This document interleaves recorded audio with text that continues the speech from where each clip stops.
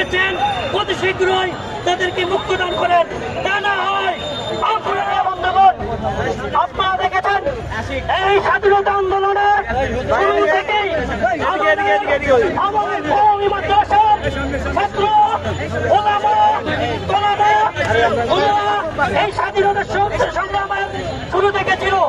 আমাদের কওমির অনেক ছাত্রকে শহীদ করা হয়েছে, অনেক আলেমকে এই ফাঁসিবাদী স্বৈরাচারী সরকার মিথ্যে মামলা দিয়ে জঙ্গিবাদীর পুজো দিয়ে তাদেরকে গ্রেফতার করা হয়েছে।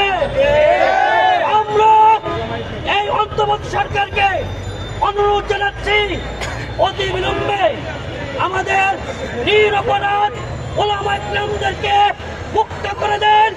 কোন রকম তালবাহানা চলবে না। যাদেরকে চাকরিচ্যুত করা হয়েছে, যে সমস্ত প্রিন্সিপালগণ কোরআনের কথা বলার কারণে আপনারা তাদের উপরে জুলুম করেছেন, অতি শীঘ্রই তাদেরকে মুক্তদান করেন।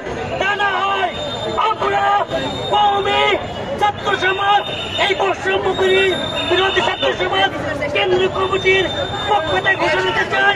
আমরা পরিকল্পনা দিয়ে দেব সকলকে